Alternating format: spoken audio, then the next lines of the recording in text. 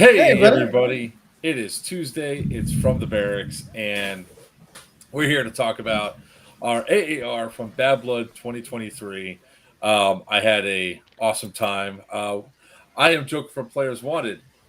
With me is the man having difficulty with the door and the big man in charge, Moondog from Moondog Go. Online. Down below me is Sonic from New York City Airsoft, NYC Airsoft, and it's not a party till the Wiener comes out. Wiener Hey, hey. from New Breed Airsoft. Now, Wiener, Weiner. do you always try to give me like a complex with you not accepting calls, not confirming you're coming on, and waiting until I go live before joining in? Yes, every time. It's on purpose. Of course, when you called earlier, I was in the bathroom taking care of business. Jerk. Um, all right, so we're going to talk all sorts of cool things, but today's episode is actually going to be is by Dead End Outfitters, home of the D Hop barrel. If you guys have not seen this, it is the best hatch barrel on the market today. So if you're looking to get some increased range and accuracy out of your airsoft pew pews, go ahead and check out deadendoutfitters.net and get yourself a D Hop barrel. You will not be disappointed. All right, everybody. And everybody here, there's only one person that did not go to Bad Blood. I'm sorry. I'm still unrestricted, at least for another week. But hey, how's everybody going? All right, so we got Edward. Yeah, the AARP. Yeah. Tubbs is into the chat. All right, Tom Santos is on. Oh, hey, how's it going, Santos? All right. So let's go over this event and let's talk about the good, the bad, the ugly, and then the fantastic. All right, in that order. So, Bad Blood 2023 once again is a charity event that's put on by Evike, Moondog Industries, and New York City Airsoft to help with advancements in Type 1 diabetes. It's held in New Milford, Pennsylvania at EMR Event Park. And it's the one event every single year I look forward to going to. I don't know if it's probably the combination of all the people that I go and see every single year, the location, the gameplay style, which, we talk a lot about airsoft milsims. This is not a milsim. This is just an airsoft game that is pure fun. There's Buck creeping. This was really an awesome and fun event that we go through because it's a unique rule set. You have 5 armies essentially, 4 of which are player armies, 1 admin tribal army. The 4 player armies are going all the way around the map trying to secure all these different stamps to collect Ebola samples essentially, and then they try to murk each other's. They try to murk the COs from each team to steal their Ebola sample. Person with the most wins. There's also no static spawns for this game. In the past, we had static spawns. This one is just the pool noodles that go around. So essentially, the armies are large blobs moving across the field. I'll go ahead and open this up to Moondog off the bat. What were some of the great things that you saw out there, starting with like Friday? Well, the important thing, I mean, the biggest thing was that the biggest concern I think everybody had was the weather. And that's the reason why I was having trouble with the door is that I'm dealing with the weather right now. We can see it. Yeah, thunderstorms here. I'm staying at friend's house in New Jersey, in Summit, and this is what kind of weather that we were looking at driving up from here in New Jersey up to Pennsylvania. And even on Friday night, we got a bit of a downpour, and so a lot of folks were worried. And I was worried that because of the weather, people wouldn't show up because it was pretty light on Friday. There weren't usually we have a fair amount of people showing up to camp overnight, and then we have a pretty decent line at Chrono and registration, and it was really light. There were very few folks, and I was worried that, oh my gosh, people are actually not showing up. But come Saturday morning, people it was still lighter than previous years, but everybody came out. Now it did also rain that morning, And but by the time we started the briefing, the morning briefing, the rain abated, and we even got some a little bits of blue skies by noontime. So that was great. So again, for those of you who are concerned about weather, with thunderstorms in the summer and whatnot, the owner of the field really does stress the fact that because of the way that the Endless Mountains are set up and the fact that they're on the slope of a mountain, all the weather seems to channel down into the valley and doesn't really affect the field. So I think that's more than just some claim that he has. It really, we've never had a rain out at the event, even in all the 8 or 9 years we've been there. Even though it would rain in the morning, things cleared up. So again, it turned out to be a really good day, especially with the rain earlier. It cooled things off. Sunday, for those of you who stayed for the zombie game, it was kind of warm. It wasn't as bad as last year, but it's still pretty warm in comparison. And so that rain really helped keep the heat casualties down. I was just going to say that this year I don't think we had any heat casualties, did we? No, I mean we had some casualties. There was one, but it wasn't on the field. He had actually gotten himself off the field and then asked for assistance when he was sitting back by the food trucks. So luckily he was able to get off the field under his own power and then ask for help, which was good. Yeah. So that was one thing I was going to say when it was overcast all day Saturday, except for like the very last bit of it. And I'll wait for him to stop messing with his camera, but I see Cordello is sitting there in the lobby in the green room here. How you doing, Mr. Cordell? We can't hear you for saying anything. Oh, nope. There it is. I can hear something now. Yeah, I heard something that time. It's probably my phone falling over because I have no stand. Yeah, you're good. Okay. Yeah, there we go. I'll figure this out.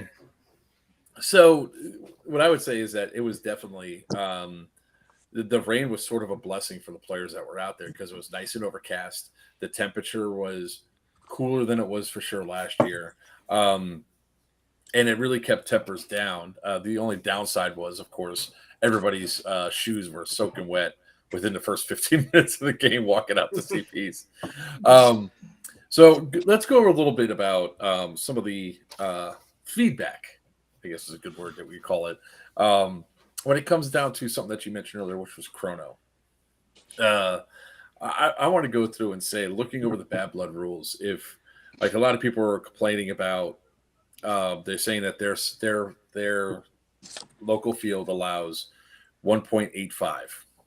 If they're allowing 1.85, I can only imagine it's one thing. It's either sniper rifles, DMRs, or LMGs. Those are the only things that are going to be shooting that hot. We have a typo. Or they're just friends with that sort of inside leeway that a lot of fields give to their regular local players. So it's actually an insurance violation for most places to be that high. There's limits for a reason. Now, that is a good point, and I just want to interject here. For those of you, of course, most of you don't know about the intricacies of putting on an event.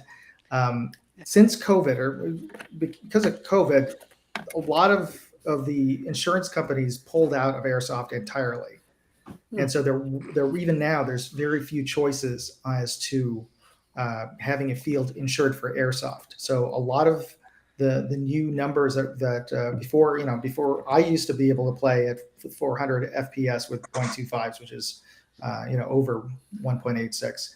Before COVID, no problem. But since then, a lot of fields have gone down to 400 with 2.2s, or that's there's actually 1.5. A new push right now that I'm seeing at some fields where it's actually 350 FPS, and you cannot actually have above a 0.25 BB in that out there. So if your gun shoots at a 0.32, you can't even bring that to the field. You need to use 0.25 or lower. So basically, you're saying like indoor type regulations. Yeah, mostly indoor. No MED. Yeah. Now, Okay. going back real old school for those of us who remember, airsoft came from Japan. In Japan, it's a 300 FPS limit with .2s, and all the guns, somewhere around 2005, 2007, the Chinese companies like Sima and AK started coming out with pre-tuned up guns for the U.S. market and started ratcheting it up from there. But originally, it was 300 FPS, and that I think that even was the case with a lot of other countries like the UK. Yeah. Followed that. So Yeah, for those of you who are Europe complaining follows that. about that's too low, that's the rest of the world is much lower than we are. Wait, are you trying to say the rest of the world is safer with firearms? Well, I guess if they Apolitical. consider these Apolitical firearms. stream. Cordello, no. So when it comes out, when we saw the stuff that was going through, even with that 1.56 joules, the fact that we allow full auto for everybody, with a 15-foot MED, we still had people that were getting injured, and we're not talking about minor injuries either. One of the tribal admins had to pop a BB out of his arm. Yes, some You other don't want to guys see that. You don't want that happening to you, and you don't want to see that. Mark Thomas says, I was thankful not ending the weekend with near bleeding welts. I agree with you. As somebody who usually takes the brunt of almost everything because I go running in stupidly in front of everybody because I like to have my giggles and my fun. Best way. Especially during the Dead Blood game, as soon as we saw the rule set and we saw the jewel limit, because the person that picked it up on it was actually Che, one of my teammates that I brought up. He was the guy running Chrono. Dime Mask Kid. He was the one running around on Marxist with shorts on. He's like, 1.86, is this 1.85? Is this right? I said, no, it can't be right. And we had the conversation. It's like, oh, it's supposed to be 1.58 because of safety. So if you guys are upset about it, we're sorry. But just understand that we took a lot of the feedback, and Moondog and Sonic are having discussions right now of what to do for the future. For this particular game to ensure that we can still have full auto and all at the same time be safe. Is that a fair assessment, gentlemen? Yeah, I regret that for those of you who came out to the field, with tuned up guns to go at 185. But I'd rather take your ire and your scorn for and I'll take all the blame for that. But I'd rather take that than have folks, Lose kids insurance. getting. Well, I'd rather have that than have kids get hurt. So I'd rather have that than somebody's iPro failing. Yeah, failing Because they got- iPro and at best scenario, fist fights because somebody's just getting hurt out there. Mhm. So yeah, yell at us. We screwed up. We made a mistake and we didn't correct it. But don't go out there and everybody you're shooting at is screaming about how you're hot and it's hurting and people are getting bloody and, like Joker said, eye pro failures, ear pro failures, mask failures, because those mesh masks, they're fine, but at a dangerous velocity, dangerous energy level, it's going to break or it's going to splinter the BB or something. People are going to get, all the safety precautions we try and put in, somebody's going to get seriously hurt. I don't know if there's anybody ever had a mesh split, the BB split on them and get it in their mouth or eye. It is not fun.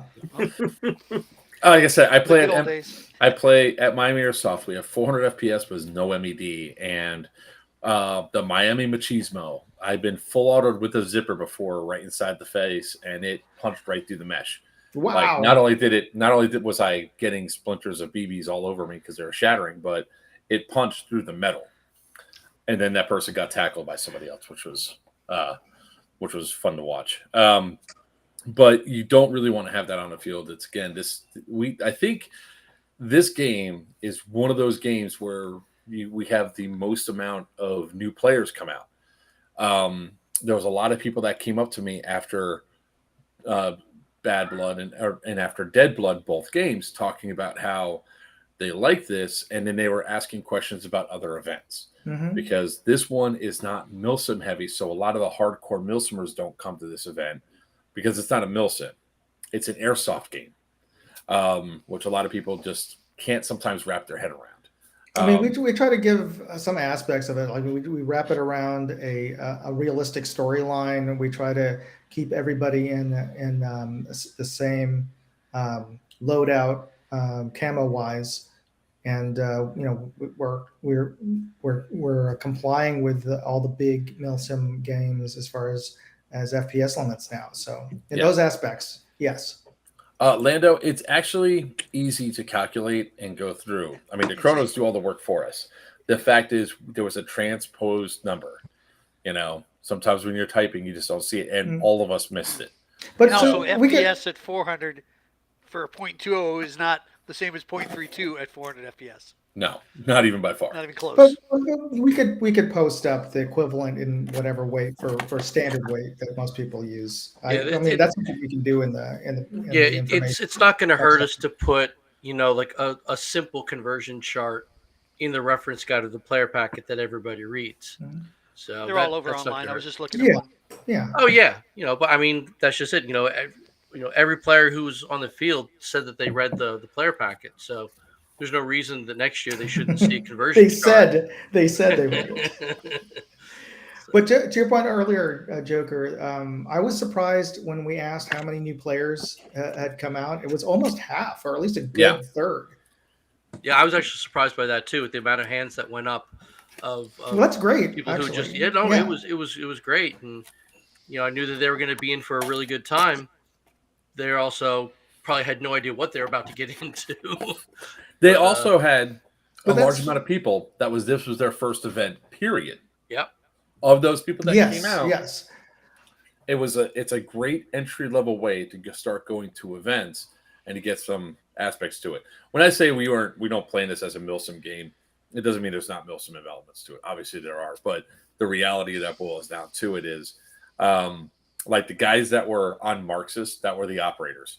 They were funny because they're trying to have us move and everything else. And here comes me just like, move. If you take cover, you're wrong. If you don't move, I will shoot you. And then pop. What was that for? You're taking cover. Move. Because our job is to move out of the way. Our job is to steamroll. Now, typically, and this transitions to one of the other bits of feedback that we got was numbers and all that. Marx's usually is one of the larger teams, usually one of the last to sell out because it's all that's left over. And we are the brown tide. We just have a wave of players going across the field. This year, it was definitely the brown ripple. Wait! I don't think it's ever been one of the largest teams. It's usually one of the smallest. It feels like the largest team because because you've won. Yeah, because definitely you have welcome the for those longest tactics, winning by the streak. way.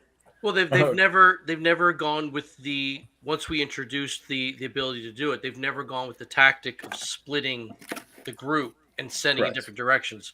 Marxist has always been a horde who just moves together at all times. And so even if it is 50 people, 100 people, 200 people, it looks monstrous. Much bigger. Because it's just coming at you and it doesn't stop.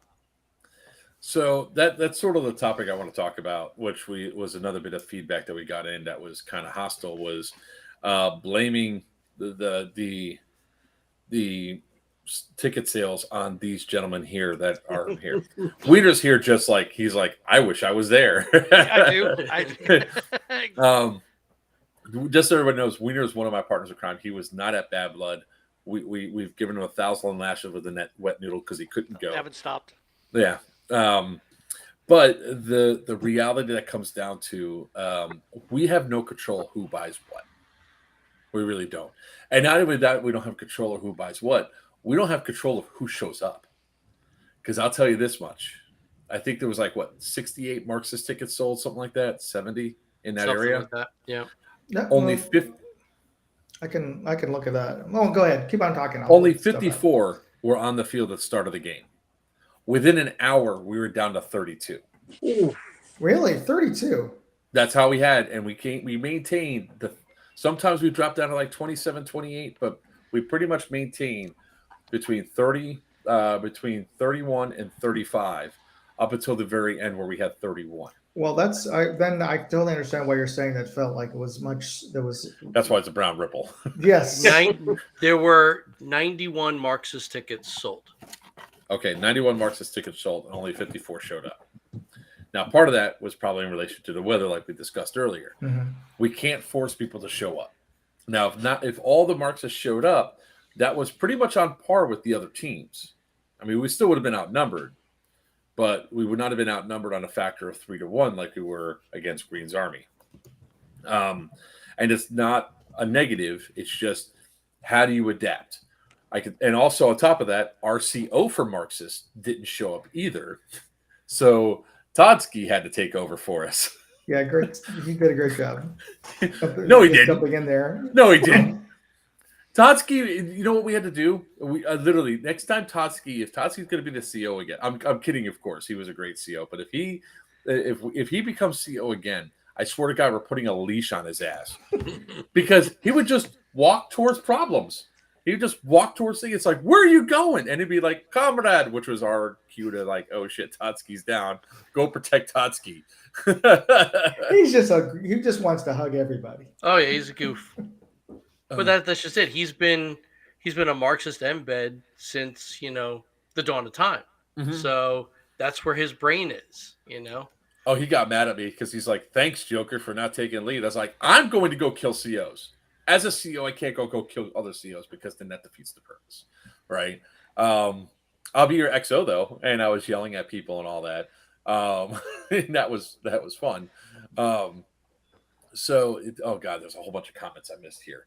But you know what? You can rip on Totsky all you want. I do it every day.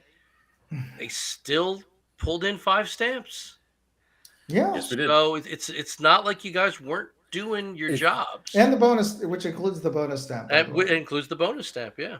So I'm going going from point to point, but I'm going to stick on this entire thread. But the fact that we can't control who buys what, who shows up for one. Really, don't blame the event producers for that. Please don't. These guys, Moondog and Sonic, they do not deserve to have that stuff leveled at them because honestly, they're trying to put out the best game possible for you all, and we can't force people to go through. Next time, we'll try a little bit better of promoting the event and making sure all the teams sell out, so we don't have a problem. Ow, Cordella, Jesus! What I do? And we may try. You thumped your mic. Yeah. But yeah, let's talk about the start of the game, right? Because we go out there and we run into Deus Ex almost immediately. We get our stamp, we beat the tribals, and then we move too far away from the stamp, so the tribals are like, we're just going to go respawn now, and we're going to be right behind you. Marx's is right in front of you, or Deus Ex is right in front of you. We're being sandwiched in between both sides, and we're literally like 52 deep, 54 deep, and we're like, we got to go that way. Ultimately, Marxist did. We all had to pull our dead rags out, and we had to dead rag walk away and get out of the two things because as soon as the tribals came up, they weren't being merciful. They were lighting us up from the sides. And for the first hour and a half, a lot of the Marxist players were getting frustrated because everywhere we moved, we were surrounded every time. And it was like, move up and die, move up and die. But the problem that was coming up was what I think one of the things that can come out of the AAR is we have to reinforce you cannot shoot into the triages. People need to be able to get 50 feet away from their triage before you engage them. And the flip side is a couple of the factions, as soon as the triage started, they started shooting immediately. So that sort of reinforces the idea that, as soon as you see a triage, there's people that are going to be shooting from that. So we need to reinforce the from the embeds to warn players, get cover, don't shoot immediately when I call respawn. Yeah, the respawn should be an immediately. It should be a call basically for maneuver, not for fire. Yeah. So, I had that a couple of times where I had to tell my guys, I'm like, here's your options. You can run in an opposite direction, get away, then get cover, then fire, or fire from respawn, and they're going to just light you up the whole time while you're here because what do they know? They just see you as an enemy. I think what we should tell the pool noodles in the future is have them move up 50 feet because that's typically where when you hit when you say go, players are going to run forward. So what the noodle should probably do is walk up approximately 50 feet, turn around, and then say go. And when they get past the noodle at that point, then they can be fired upon. It's a better visualization because then if they're shooting at players behind the noodle, they're wrong. That at least gives them ability to move. That could work. Yeah, you know what? I want to also bring up, I don't know if this is an appropriate time or we can do it in a little bit, but there's a new triage rule that I was working on over the weekend. I don't know if it's a good time, but it also hooks in with the revised map that I sent you, Joker. Did you get that? Yeah. Hold on a second. I'll pull it up. So I, in the after action we had immediately after the game, every game afterwards, I get all the game COs and the embeds together, and we talk about what went wrong today, and to try to fix safety issues and things immediately so it's fresh in our minds. And one of the things that came up this year and actually also last year was the need to restrict players from going into the gorge, the ravine area to the right of the hut that's in that little valley there, because it's just too steep. This year we had a player injured when he tumbled down the northern part, the more steeper part of that slope. And we also had the same issue. Was it last year or the year before? Was another player also had tumbled down that area. 2 years. He had actually fallen to the south of what we have on the map there as Skull Canyon. He had actually tumbled down a hill. Nobody realized it was as steep and as deep as it was. And just like this year, he actually had to be winched out. Mm-hmm. So, yeah, and that's mostly down here past the water station. Right. Or right where the water station is. That's where right at that water station. It just gets steep, and then the path winds around it, and it's gnarly. So we're going to work with the field to mark off that area. It's just too dangerous. I mean, we kept it open for folks who were a little more methodical. We thought would have a little better judgment as to which direction they can go. But I think we're going to have to cordon off that section, that corner of the map, just for general safety reasons. But here's an idea that I was having about the triage, the mobile triage. And what if we only allowed the triage to be located within 1 or 2 grid squares from the border at any time? So that would two things that would do. One, it would make it easier for players to find their triages moving around because it's not going to be in the center of the field. And 2, it would alleviate some of the issues with triages moving too close to objectives and pinching in on forces in the center. And if you notice on this map, I've moved the starting locations of all the teams over to the right of the field. So I have a couple of comments on that personally. Marxists would not have been able to do the job they did if they did not have that mobile respawn be able to move as freely as they were. The biggest problem that we had was always we were outnumbered and we were sandwiched. So by putting it into areas that are like here, 2 to 3 grid squares, it cuts out a huge portion of the field, allowing them to move around. No, wait, I don't understand how that would keep you from moving around, because now you don't have some other team's triage in the middle of the field blocking your way. You understand what I'm saying? Because they're also going to be over at the edges of the field. Oh, okay. You're saying a 2 square grid around the triage as a bubble. It's if every team could only put their triages or move the triages along the perimeter. Oh. So you'll always respawn from the border somewhere, depending on where your triage is. But none of the triages will no longer be in the center of the field. So you won't have the situation where a triage is right next to Skull Tower or right next to Fort War, and now you can't maneuver out of there because the triage is in your way. think you're going to get a lot of complaints I- about that because you're going to have teams who are making progress but are taking casualties and are going to rely on those fresh replacements in 10 minutes. Yeah, you could still move your triage. But I'm just saying is that you still have you still can move it closer to which part of the field you're in. It's just that it's no longer going to be in the middle of the field. So, Tom, Hmm. the issues that I foresee with this is, say you are in the dead middle of the map to where Yeah. there is nowhere near a border. I can see guys getting lost, kind of like with the static respawns, getting separated from their team and not knowing how to get back in. Like, and especially if your team is down south, you don't want your mobile triage down along that ravine area because they'll never Yeah, get out. I was just gonna say, like, if you have your mobile respawn, if this is the new border right here, this line, Hmm. 2 over is literally Skull Tower from the line. If they're down here in the graveyards inside that ravine area, you have people going up and down, killing their legs. Same thing down here. Like, if we're talking about, is this white line that you put in a trail, or is that going to be another border? No, that was a trail. That was Okay. that was a line for a So trail. if you think about here inside the eastern jungle, that's all ravine along this side right here. And if somebody's mobile triage is either up here because they're trying to go down, it's one of those things. I don't think it causes too much of a problem. The only reason why I think we had a problem this particular year was that we had new people on the mobile respawns that were not paying attention to where the other triage was, and then they got sandwiched that way. But we did our jobs as embeds, pulling out stuff. Say, hey, you guys have to go that way. We're going this way. We just can't fight at each other because we're literally respawning within 50, 100 feet of each other.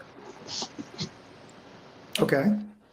So, I mean, it's what we need to do is don't you know how we had our staff meeting? Yeah. We need to have a triage staff meeting. We need to have a meeting with everybody that's on staff and helping out with that, like embeds or whatever. Anybody that's holding that pool noodle needs to be on the same page and understanding the rule better is what I would say. Because if that happens, then we don't have the issue. But there's another person that's been coming on who's going to talk about Dead Blood in a minute. So let's go ahead and bring Skittles in here. Another one of my. Besides, she's the one that's easy on the eyes. You know, she'll keep the viewership retained here. Not sure I like it, but okay. My beard is wonderful. Yes. My hair isn't, but my beard is. All right. The best thing about the weekend was Joker taking his shirt off and shaking it. So that was like the only real thing is if we make sure that if we have that thing where if the noodle moves out 50 feet from where everybody's congregated and they drop their hands down and say, now you can go, at least then that'll stop the, hey, look, they're about to respawn, light them up. Yeah, we had that happen a couple times. So I'm going to address this one right here. Why not have command posts to capture and at spawn rather than mobile triage? One of the great things about this game is the mobile triages keeps these large bodies of armies in motion to where you're not having huge, massive bottlenecks in one spot, causing massive issues. That's one thing that makes this game flow as well as it does. The Joker did the truffle shuffle. Yes, I did. What's the truffle shuffle? You ever seen the Goonies?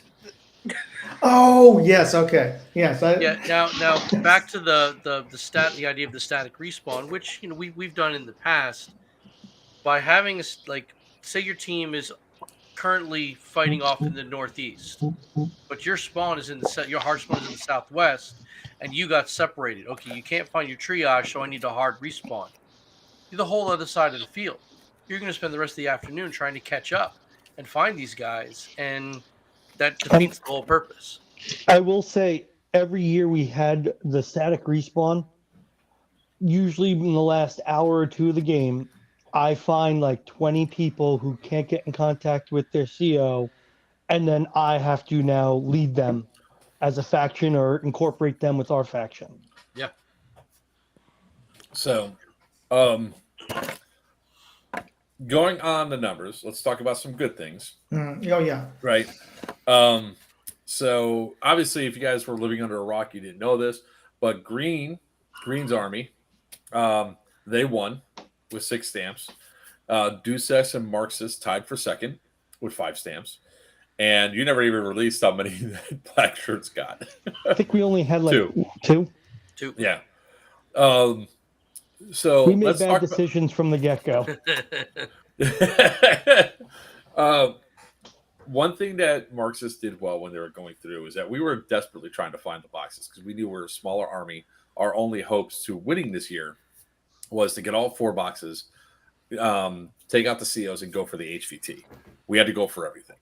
So when the report came through, we have the doctor inside of Fort War in the thing. We had to go for it, and we did. Now, I have a video I'm going to play of somebody that did something that was extremely well played, and I got to give him props for it. It was a tribal, and Moondog got it on video too. Again? We're not going to see you break your ankle again? We'll talk about dead blood in a minute. Shut up. Wait, there's clips. I got taken out by my own gimmick. Oh yes, yeah. Frying pan. I gotta post that up soon. And the title of the video is Joker Gets a Taste of His Own Medicine.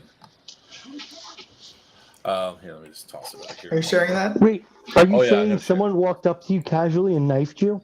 Yes, I'm not going to say anything. Or you got hit with a frying pan. I'm just going to let the video speak for itself. We need covering fire up there.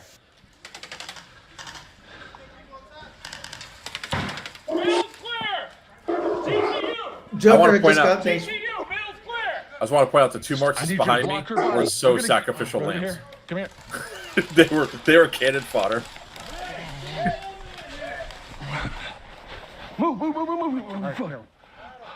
There's Todd for once. And he just got killed. Oh, the guy you were yelling at move, he just killed you. The fact that I am like, oh, let's play this back one more time. Move. And I kill. That's great. Todd keeps looking at me. It's just like, what just happened? I am sitting there like, I want to be mad. I want to be mad, but I can't be mad because I just got taken out by my own damn gimmick. I was like, well played, sir. Well done. You got me. Well done. See, there you go. You can tell that was later in the day because the 3 on-field admins were all being lazy, hanging out together. So you knew we were tired. We didn't want to be there anymore. So let's just watch these idiots kill each other.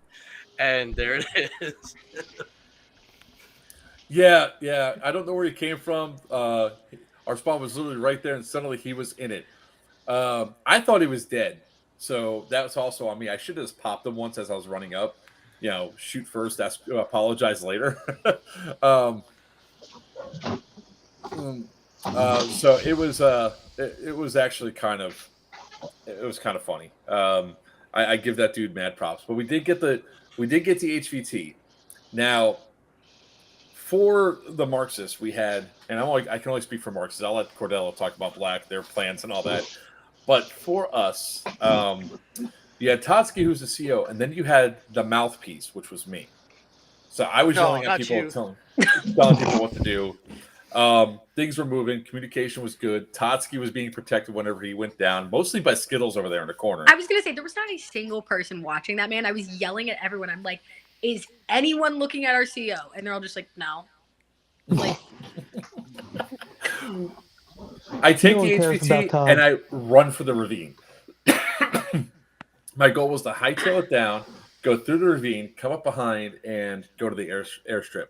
Now, my bearings were just a little bit off where I was going to go directly into like the middle of the ravine, and I was off. If we would have kept going down deeper, we could have got behind and up into the airstrip, probably without any contact. But I said, Marxists, let's go, run. And we go running away. When we go running away, evidently there was a whole bunch of 2-6 that did not want us to do that, and they just started shooting every single Marxist that was there. And I got away with 3 other guys. So 4 of us got the HVT all the way down into the ravine right by the pond. I told the HVT, here, sit here. We got pressed by both sides by 2-6. We ultimately taken them all up, and we all died in the process. So we're just sitting there waiting for one of the guys to come back. And I decided to sit there. That was your niece, right, Moondog? That was Yes, HVT? yes. Yeah, I was going to leave her there by herself. So I sat there with her while I was dead.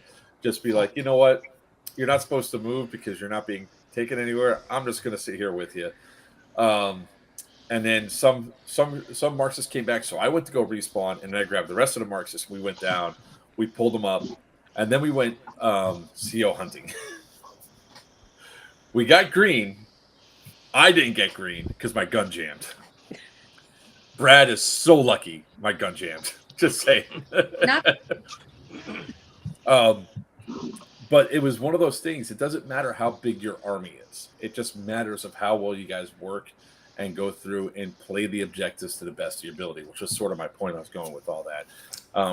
The fact that we were outnumbered by a lot on every single team, we still came tied for second place. Love you too. So, Brad, it was, again, the cool thing about this event is there's not a huge amount of cheating. Tempers flare in the afternoon at the end of the day, but that's every game. And it's just, you don't have to think about it. You just have to play, just run up and play and have a good time. There was a lot of good moves where guys came running through, flanking, like, where the hell did you come from? All right. Then you have Todsky running off on his own and, having to be saved. There's a lot of sportsmanship where, like, especially, I've always done it for years, and I love watching it happen, where you see like really good standoffs kind of thing. 2 guys trying to take out 2 guys, and they're at it for like a good 15 minutes, and then finally it ends. One of the little teams wins. They'll actually stand up, shake hands, and congratulate each other.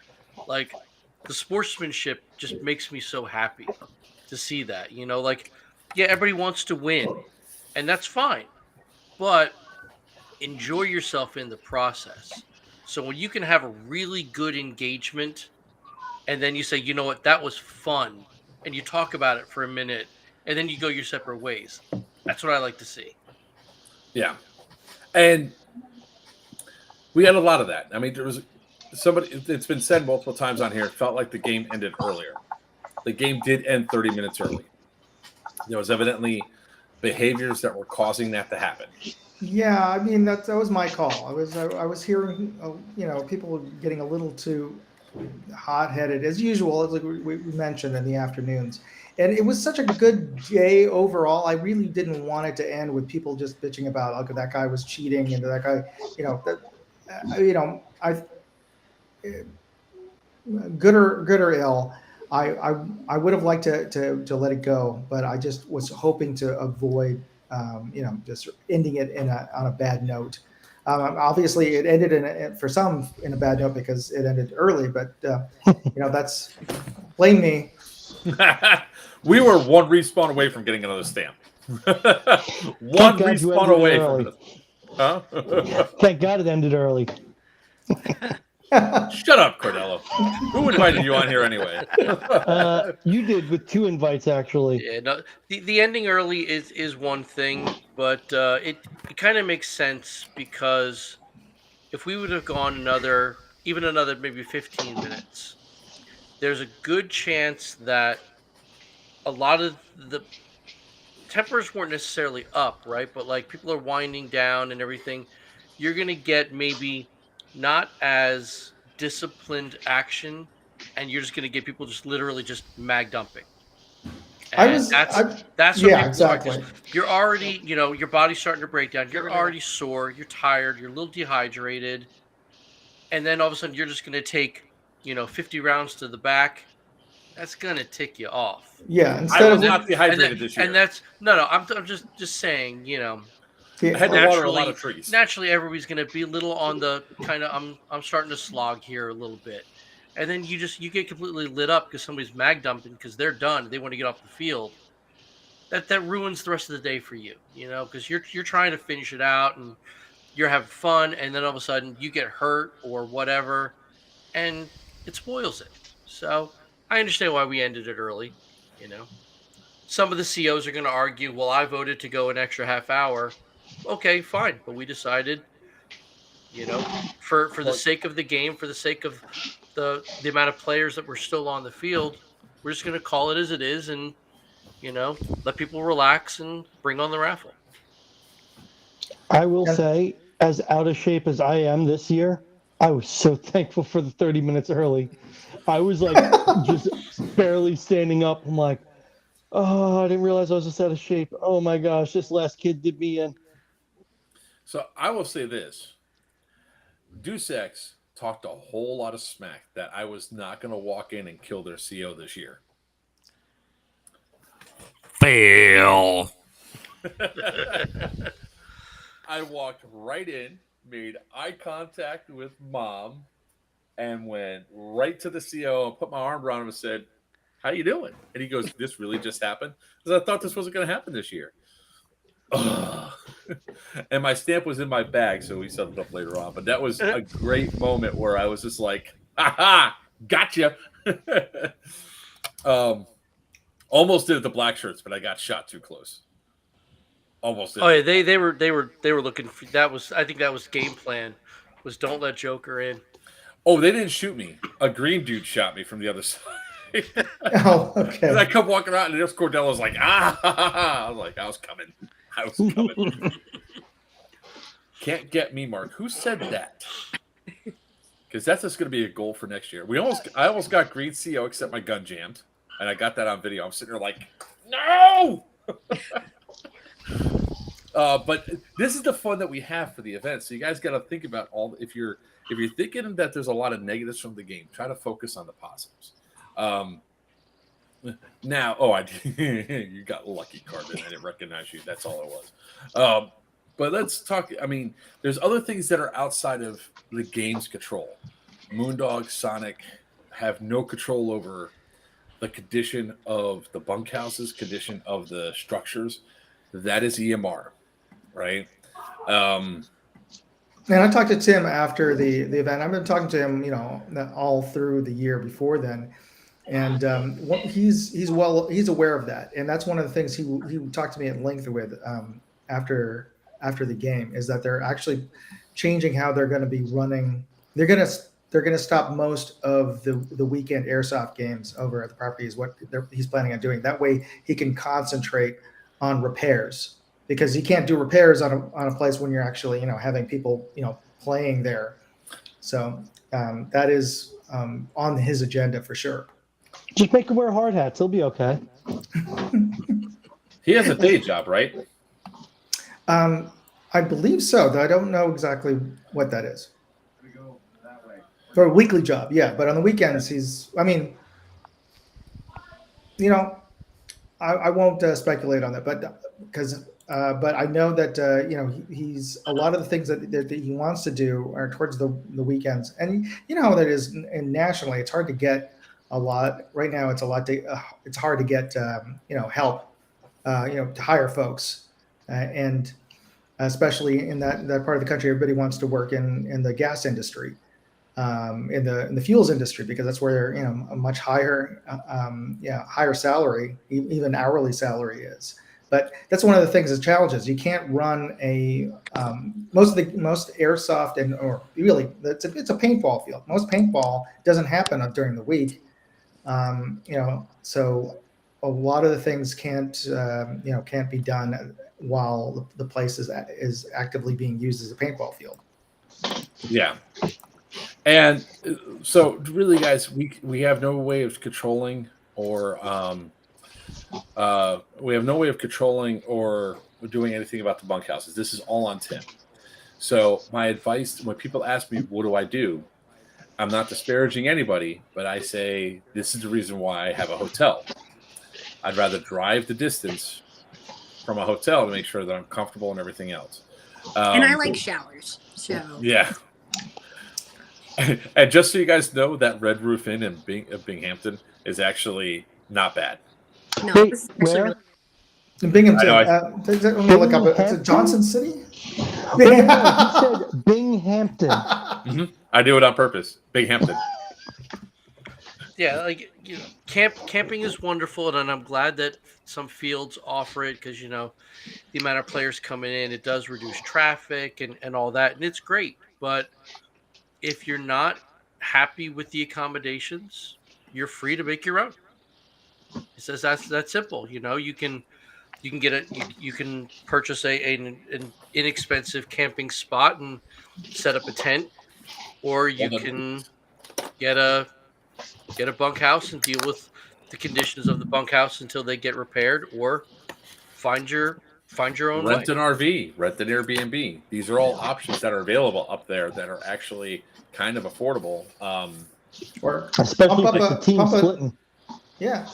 And Or if you want we, to, just pump up an air mattress and stick it in the back of your SUV. That's what I always did. and we said this every week during the ramp up to the game. The amount of the price tag for this game is a fraction of the big milsim games that are happening the same weekend or the weekends before, with less people and less things to offer you for fun. So spend the extra money on a hotel room, a motel room, whatever's going to work best for you.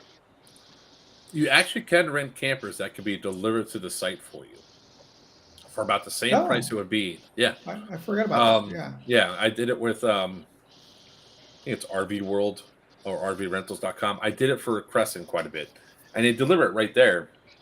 And if you have all your boys stay inside there instead of staying at inside the bunkhouse, you're paying. I mean, you guys split it up here. You could do the same effect, and I don't know how much the bunkhouses were, but probably close to the same cost. I think well, I don't know, but Yeah. yeah. Yeah, I mean, it's nice that you have the option. You have options. So, I mean, on a whole, guys, let's be realistic with the stuff that's here. This is a charity game. The field gets their fee for having us out there, which they need to because of all that. They have costs that are associated with having us out there. There's staff that's out there. Their medical staff that's out there. Insurance, porta-johns. The insurance, porta-johns, the whole 9 yards. I didn't get a paycheck. I mean, you didn't. By the way, I did.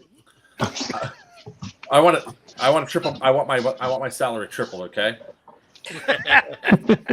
I can do that. Hey, quick question about the porta-johns too. Outside of the two that were right by Chrono, are there any more on site? Yeah, they're up there by the campsites. Yeah, there's more up in the campsite area. Yeah. Okay, I was thinking, I'm like, I've been on a lot of jobs. I don't think it's enough porta-johns for everybody. I'm pretty sure he's got more, but I have no idea where they are. And the problem was nobody wanted to walk to them because of the mud. So everybody was just congregating around the two by the Chrono line. Yeah, usually he's had in past ones he's had 4 over there, but I think he moved the 2 closer to the bunkhouses. Yeah. But I really wanted to have Cardelis. I really wanted you to have a good chunk of time in the next live streams to go over porta-john etiquette for everybody. I know where this is going. Number 1, I'm a professional. The lid stays closed. Always. So many times I went in there, it's like, oh, come on. I do. By the end of the day, you just see me go, damn it, every time I walked in. Mm-hmm. I did it today at work. I'm like, come on, guys, we're construction workers. We know better. Yeah. Hey, guys, just want to share my lunch with you all. See, I had corn. I could tell who's the alcoholic on the job. One of the things is going to change also next year is that 2 weeks prior to this, EMR usually has one of their big paintball games, and that's probably one of the reasons why the paint was so slippery and fresh when it was raining. I mean, and rain will do that anyway because paintball paint is just colored pigment on vegetable oil. But so when it rains, it mixes up the leftover oil that's on there, and this one's just fresher than most. But they're moving their big paintball game into September, so that will make the field in general to be drier. And next year they will cut down on have the fields mowed before we get there. In previous years, we've had complaints from some players, but that there was not enough cover because the grass was too freshly mowed.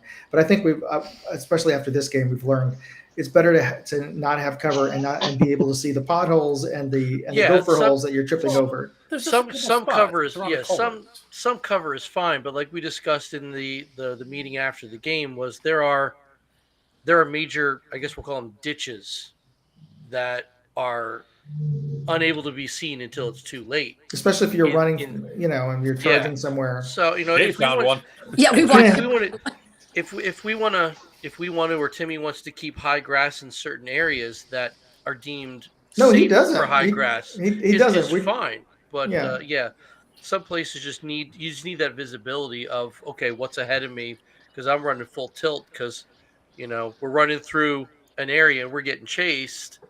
Well, last thing you need is to snap a leg on a ditch because you turned to see what was behind you, and you know One other thing that came into discussion, that because he's moving the paintball game 2 weeks prior, um, he's offered us the option of moving the game 2 weeks earlier, which I'm seriously considering because that would also, in general, mean it's slightly cooler time of year. It will conflict with my Gagalands game if you move it. It'll make it rough. Oh, We're always the first weekend of June. that would put it in the second weekend of June, which would be Yeah. a little too close. and I think that for most parts of the country, of players who are coming to this game, school has either just pretty much just let out. So kids are basically off school now, so they can come out for the Friday. Do you know what I mean? Like, I think if we move it too close into June, we're gonna have a more of an influx of people coming directly on Saturday, which can slow us down. And like Joker said, it can conflict with other things. I know, not to compare us to other events, but I think MSW's game was either the weekend before, or 2 weeks before. We also had, Um, I think another thing that might have impacted our sales too was that Arsenal was the same weekend as this event. Yeah. yeah, So, Let me check. but if you give it 2 weeks between events, because what I noticed was how many of my players were at Bad Blood. And I just say it that way because well, we obviously know because how many people are calling for my shirt at Dead Blood. well, we always do a sort of save the date not long after this AAR to say, Yeah. hey, Yeah. this is the weekend we're looking at for 2024. I can't speak for every producer, but like at least in some of the circles that I run in, we coordinate our dates. MSW, AMS, Line Claws, whatever. They're probably not gonna do that because we're not really in their world. They're that hardcore milsim world. So okay, well, my players aren't going to your game and your players aren't going to my game. Well, not necessarily true, but there isn't a whole lot of coordination between us and them to say, hey, we've got this game. I don't remember, but June 22nd through the 24th next year. Don't quote me. I don't remember. I don't have a calendar in front of me. But, it'd be nice if they say, okay, I see you guys are doing this big game in Pennsylvania. well, we'll do it 2 weeks for you, or we'll do it, the weekend after you somewhere else or something like that. That'd be great, but there's no guarantee that's going So to happen. is it always the fourth weekend of June? It's a lot. Yeah, it's always the last weekend of.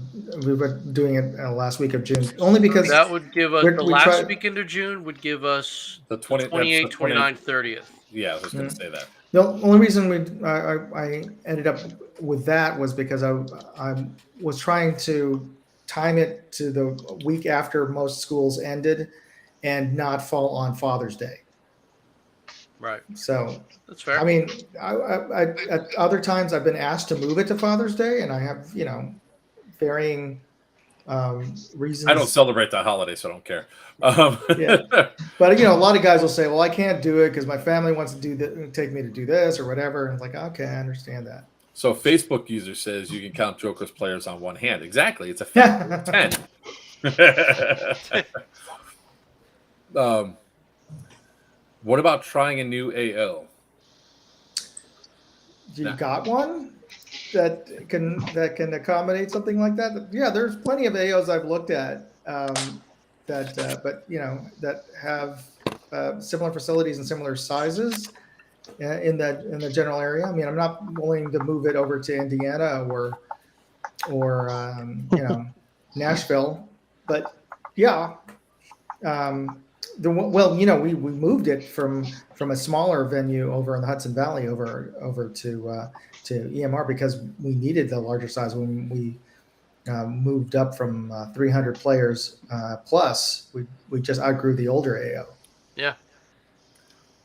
So I just wanted to show this to Brad real quick. My perspective of what happened. There's Brad hiding behind them barrels. There's the gun jamming. Seal's right there. Shoot him, shoot him, shoot him. You got so lucky the gun jam. That's all I got to say. And I just want to finish off on that one question. And the other thing is, to be honest, EMR has done a great job of really supporting this event for the last 8 years. Tim and Blue, who actually is the owner of EMR, have always treated me and everybody who's volunteered really well. I mean, they put up our photographer overnight in their offices because he came up and didn't have a spot. So yeah, they're good folks. So I mean, obviously everybody's based off the mood that's there. Give Timmy a chance to actually make repairs to the facility, because that facility can house 1,000 players without it being too constricted. Oh yeah. I mean, most people don't realize this, how big 1,000 bodies are. Like when Todsky and I first found that field years and years ago and took a ride up there to see it, they had just completed a 1,500 player paintball game. And I even asked some of the players, it's like, aren't you just stepping on each other? He says, no, this place is huge. You hiding is not a problem. Moving around is not a problem. So, which is why we can do a game like Bad Blood, where you've got X hundreds, people trying to stealthily maneuver around a field, and they can. It's while you've got X hundreds of people searching for them, and not even talking about the tribals who are just being, jerks. It works. So yeah, if we can find another place with the same infrastructure, the same relationship we've got with EMR and Timmy and Blue, and all the amenities we get from it, and something that's going to work, yeah, we can always consider it and take a look.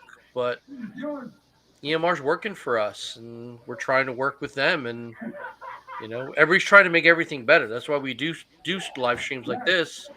It's not us, patting each other on the back and telling each other how bad you screwed up. It's what did we do right? What did we do wrong? How do we make it better? And what worked? What do we want to keep? That's why we do this. Yep. So now the question was, is the castle? The castle's.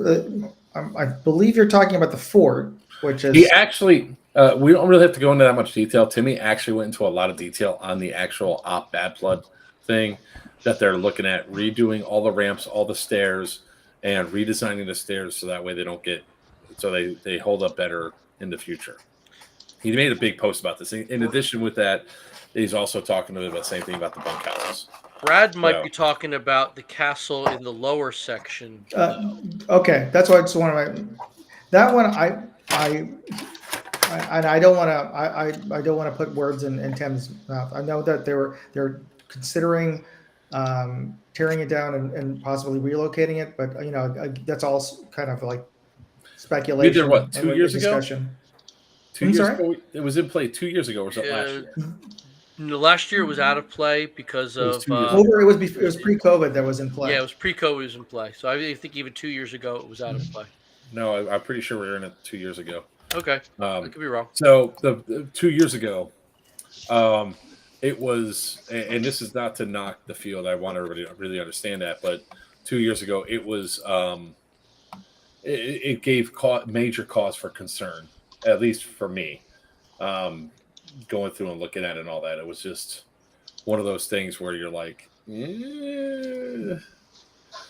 this is sketch. That's why, I mean, when you started going up, so that's the reason why I don't think it's in play. And there's a lot more uneven terrain inside that castle than other parts of the AO. Yeah, it's No, very, because the whole backside just slopes up. yeah, but the actual like interior, I've walked Interior. it a few times. The interior, it's pretty potholy, and it's one of those things. If it doesn't get mowed, you're never going to see it, and it's A lot of gopher holes. A lot of gopher holes. Yeah, yeah. It's not as it is right this second. It's not safe. So Which is why it's out of play. right. That whole southern section.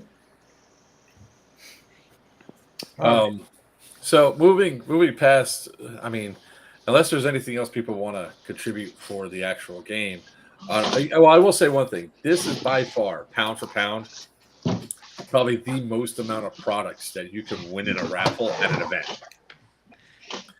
What was it? 20 guns again? It was up there. Yeah, I lost count. I'm just trying to think of how many boxes that we pulled out over to the stage. And how would you break, Joker? Not a one. They wouldn't No, let you- me touch them. Don't blame him. Number one. This game, if you go there for $60, you have the best pound for pound to get it to come home with something. I don't think Skittles came home with something this time.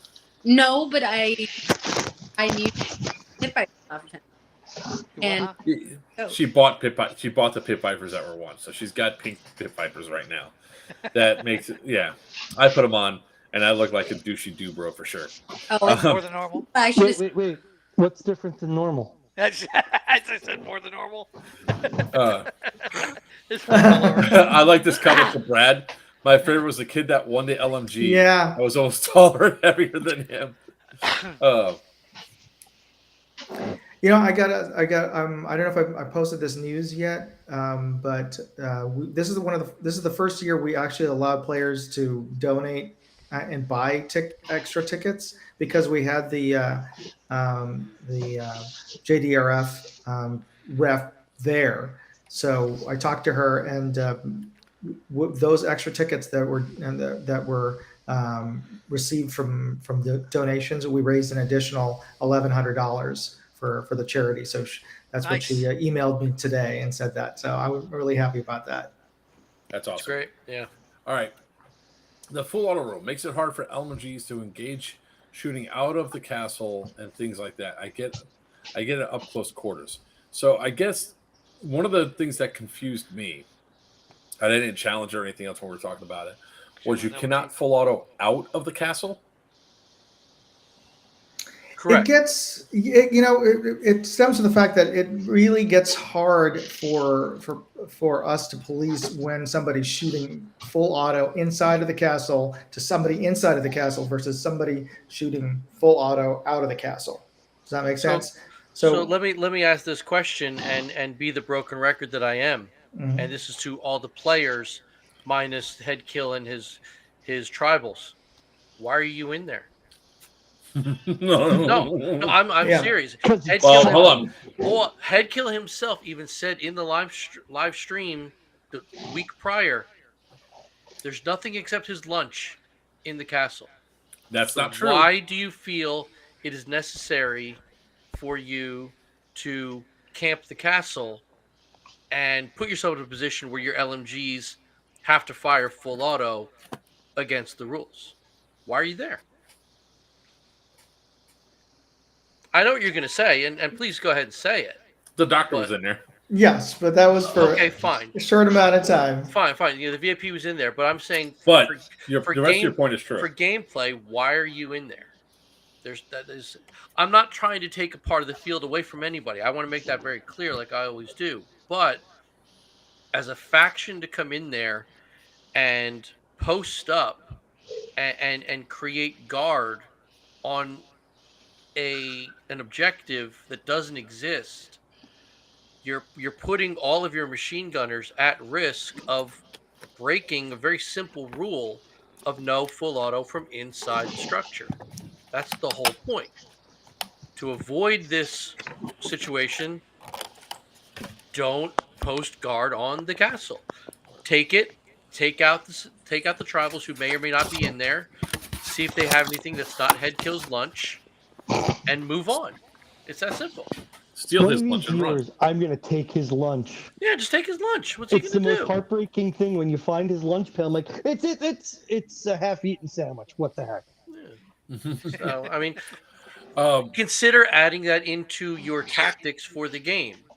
We know there's not going to be a game objective in there. There might be stuff to do in there. There might be a rival CO and you want to get that stamp. Fine, get the stamp, move on.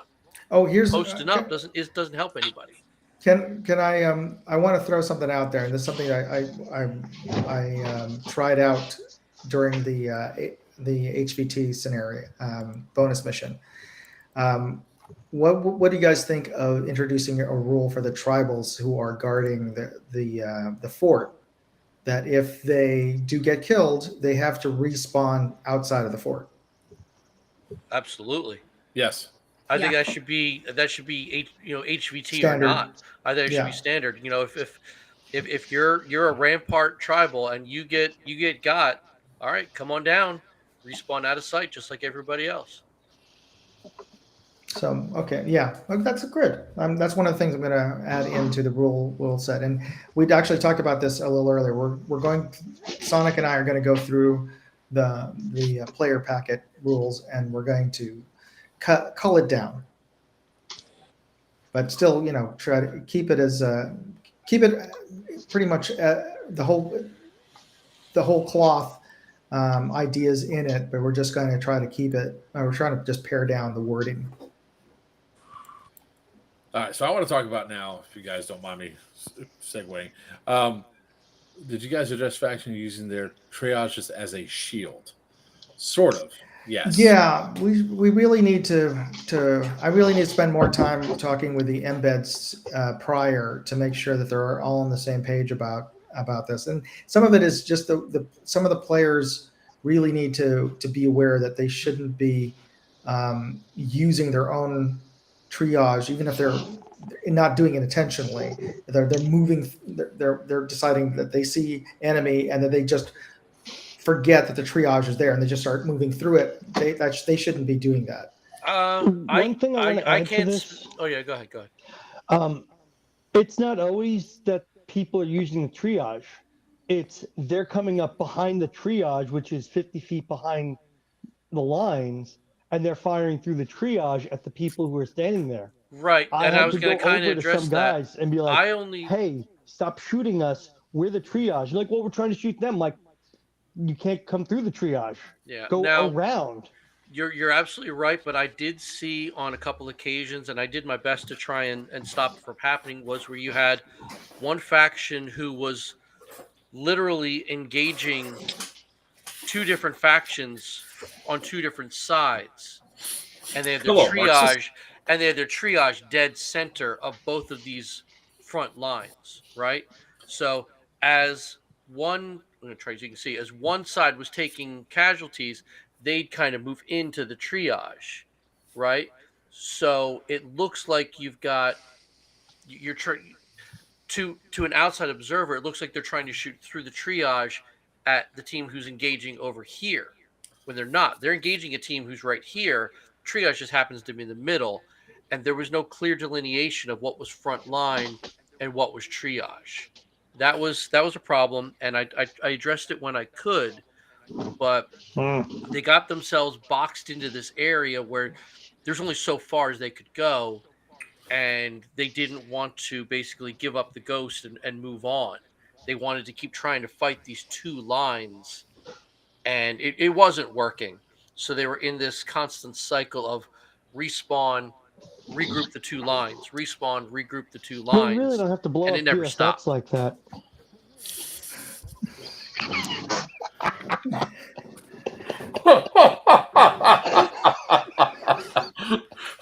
Didn't want to say it. But Shots fired.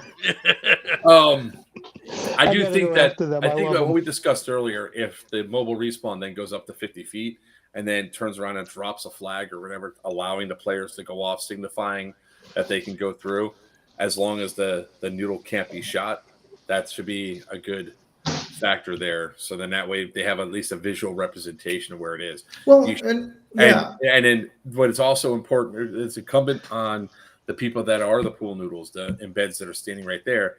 If you see players shooting from cover right beside the noodle, they need to move.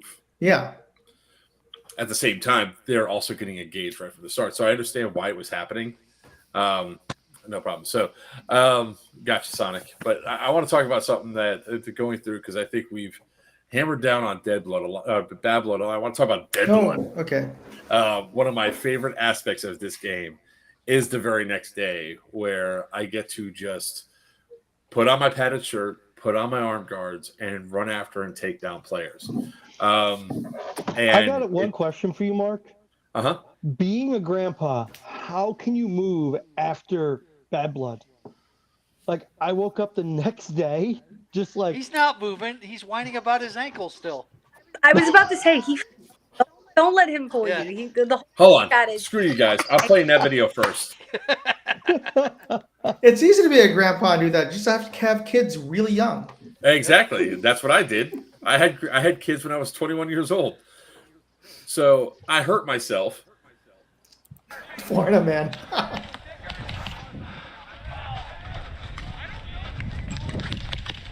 What's up? Oh, fuck.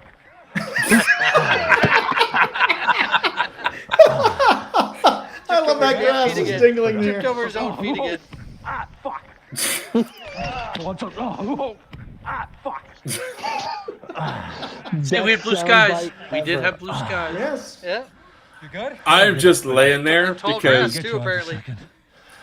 my leg You get it. it You did only the shot me same twice. thing that No, happened you at the shot me prison twice. at the Once in the mall. arm, once. My left leg I'm all right. was like trying to stop, I'll be fine. and my right leg said, "Nope, it's going to keep going." You hit me twice. Well, that's because of all that tonnage you carry. He was I can just say waiting. that because I know. All right. So No, the amount of times we had to stop on the way home because he's like, my ankle hurts. We just have to stop. let's be honest too. Che also had to go pee, so I don't want to hear it. Oh, man. Gosh, one of these years, This was I a gotta great stay play for the by Sunday Gio, just Dead Blood to walking be a up. zombie.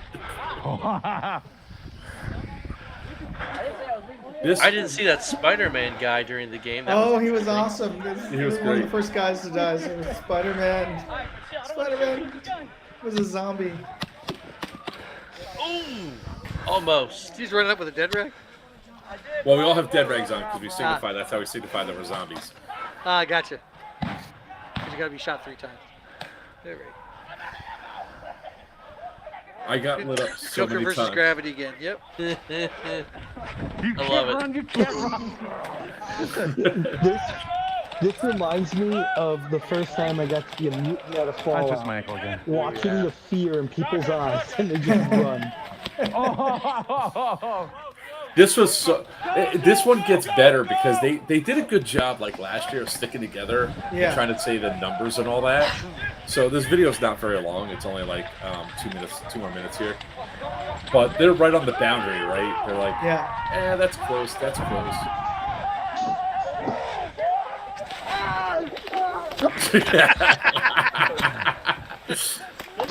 I'm good. All right. I'm like, this is when I'm injured, by the way. I'm gonna have a little seat right here. I love that everybody's into it though. You got some people who are kind of hamming it up. It's great. Just wait. This side, guys, this side. Here, you can't cross the creek. Okay, this way. You can't stand on the road as a civilian or past it. What do you mean? Over there? Because I was on the road and then The road was the barrier. You can't stand. You can't go across the road. Across. Buddy, you're out of bounds. See, here you go. You see this guy here with the shotgun? The ditch is right behind him. You can't even see it until it's too late. This was the best moment of the first one.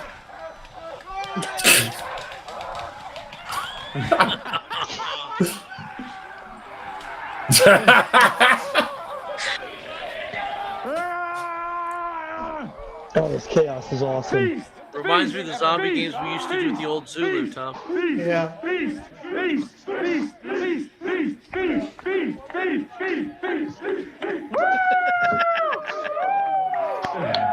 And then one guy goes running. He just goes booking out of the woods, and then the horde chases him down. Yeah. That was the last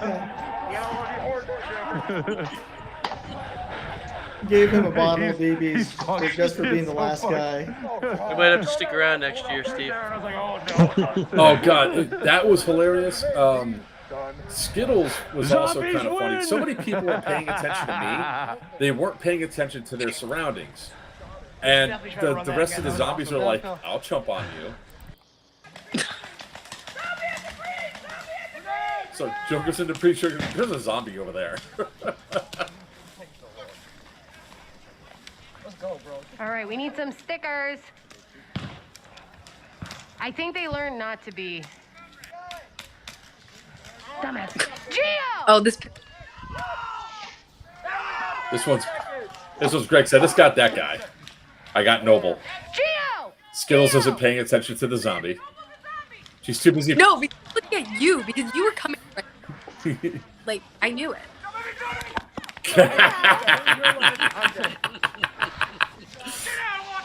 Why didn't y'all tell me? I was in the process of editing this when the stream started. So what we don't have here is Skittles deciding to go ahead and take a pop shot and shoot me in the butt while she's dead. Listen, I think there's nothing wrong with that. You shot me, and I would make sure there were no admins around. And I mean, I have my gun on me, so you walked by, you got a couple shots in the butt. I mean, you know, You shot me like 4 times. I shot you twice. You shot me twice. Sounds like a personal problem. We actually had 2 Dead Blood games this year. Yeah.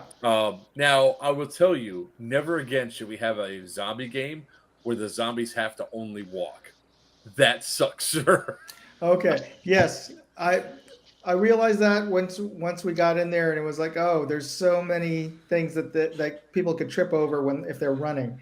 So yeah, we won't be doing that over at the Pines. People were again. still running, but I was like, I followed the rules, and then I'm like, this sucks. At one point, I somersaulted and rolled forward to get closer because I knew I was going to get shot. I got a shot in my ass for that one. But I mean, the dancing was distracting me a little bit. I distracted so many people so the zombies could take other people. It was absolutely fantastic. Which, whoever that guy that suicide bombed is, like, sincerely, like, I don't like you, and please stay away. Because there were 3 people watching Joker, which why anyone got as close to you as they did, I have no clue. I hear a bomb go off, and I'm like, if I look away from this man, I know he's going to run directly towards me. And then sure enough, someone comes behind me because everyone around me died. So. They were so fixated on me that the zombies were able to get in. And there's a few times that people just stopped paying attention to me. And I almost got Che Bugs. Another. He's sitting there like this. He's shooting. He's going through, and I'm like 5, 4. As soon as I said 4, he turns, realizes I'm there. He goes, "Uh oh," because I could have just lunged forward and grabbed him at that point. Um, and then Mute was always trying to do quick draws on me and shoot me 3 times and put me down. He gave me a nice little mark on my neck. Wait, where is that one? That's over there. It's right there. Yeah. Nice little mark on my neck for it. But he shot twice and then he's out of ammo. So then I go forward. He's too busy paying attention to me. The zombie comes up behind me, goes, "Free hugs," and grabs him. It was a good day. It was a good day. The thing I love most about Bad Blood is Dead Blood the next day after, because there's so much fun that has during that game. And so many people are like, "Why do you want to be a zombie?" I was like, I survived 1 year. I can make that claim. I survived in a year where we had 500 some odd players, and it's now the rest of the years I'm just going to be a zombie running around, starting off as patient 0, infecting the hell out of everybody because I could take the hits and not complain. The only one that sucked was the guy goes, "I'm going to aim for your helmet." Okay, bro. He shoots right through the hole on my helmet, hits me in the side of the head. Oh, I was like, "Ow! Don't aim for the place. helmet." I enjoy after the weekend just getting to shoot you with no consequences. I had 2 pistols and I had both of them aimed squarely at his chest, and every single time he moved, I fired both. Did I feel bad? Not No. at least bit. I had one time I moved, I got shot like 30 times. Everybody's like, "Just give up." I was like, "Nah, No. I'm moving." But each time I was able to take at least 2. I would like do quick lunges. At one point, Sin started playing music like it's a Barbie girl. So I just Yes. started dancing, and I was able to back up while dancing. It almost got one guy. But the distraction was all the distraction. It's all about get the guard down. Get In the end, Devontae survived that one. He was the only survivor. I still think he stepped out of bounds, but Devontae did win. Hey, so Sonic and I have to drop off in a minute, but I wanted to thank That Joker makes 3 of us. for having us on and letting us hash out some of the issues. And we're trying, and really this was our every year we make a wholehearted attempt to try to improve the game every year. So Yeah, and I want to point out that we do see all of the comments and the suggestions and the gripes, positive or negative. Even the ones that could be a little off base, a little more attacky. We do see it. We do consider it, and changes will be made. Things will stay the same, and we're doing the best we can. Also, don't get offended if your advice is not taken. Like in this chat right now, you have 4 event producers that have hosted and put on multiple events. I really, it's like one of the things that I really want to tell people is like, look, I understand your concern. Your concern is addressed. It was considered, but we might not adopt it. If that's the case, don't get offended by it. It's just that we have to look at the needs of the many, and it does outweigh the needs of the few. People don't like being told that, but we have to do it for the overall feel and the gameplay for this event moving forward, so it still becomes a destination for us Floridians that drive 20 hours or 22 because somebody's bladder is like the size of a 12-year-old, 2-year-old, and not Skittles, by the way. It's not Skittles. I feel attacked. I only asked for 1 stop. It's not you, and we Cordell. did You weren't learn- in our car. Where was it that doesn't have bathrooms or gas stations? Oh, Maryland. Yeah, Maryland has like no gas stations. Yeah, it's weird. No. We pulled All off right. the highway to 20 go to a feet gas wide. station. All right, Sonic, you're taking off. Yep. Thank you for this platform again. Thanks. Thanks for everybody who came out, and can't wait to do it again. Have a good one. yeah. At And, least Weiner, Skittles, and I are still going to talk about this. oh yeah, Cordello, yeah. Moondog, discuss you guys amongst will- yourselves. You guys are willing. If you're taking off, Take Moondog, care. are you staying up? Thank you guys. It was a great event. But so Yep. for everybody else, tune in to Moondog Go. I'll be posting up videos the next couple of days and weeks because I still have a lot of footage that I took that I haven't even started editing yet because I'm still going through a lot of the paperwork and notes from the event. Oh, not black shirts, but yeah, lots of notes. So, but thanks to everybody who came out to Bad Blood. Tune into at Moondog Go on YouTube and see the videos when I post them up. Thanks, everybody. And if you guys are on Moondog Go, definitely give Players Wanted a follow. We go through, but Weiner, Skittles, and I are going to talk for a little bit more because we like talking about events. Cordell, you're more than welcome to stay here, brother. If you're taking off. Oh, I think he's sideways. You can't tell. He's sideways, and we can't hear him. All right. Good night, Joker. Good night, everyone. Good night. Thanks. Take care. See you later, Cordell. All right, so let's this back down. I know it's too much for me. So that was too much I want to space point this one out. So and then there was us. Hey, Buck, if you're still around, I'll send you the link now because I like to bring Buck in here. Yeah, where's Buck?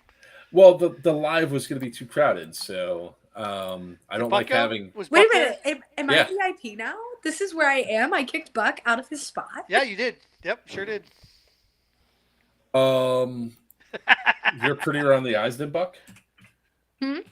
She's prettier on the eyes than all of us. That's very true. Why the hell can I not message Buck? What the hell's up with this? No, I'm just so happy that you didn't turn me into a zombie. That was all I cared about. That it just wasn't specific. No. The funny thing is that I actually told the zombies they're going to focus on me heavily. Use that to your advantage. And they're like, really? And I was like, absolutely. I have like a little fan base in this comment section. I love it. Better. Thank you for the hair. Wow. She finally washed it. You see me at my lowest, sir. You see me when I have. Oh yeah, I have. I don't know if I'm supposed to say what Buck's first name is. I don't even know that. You know what? I could have found out at registration.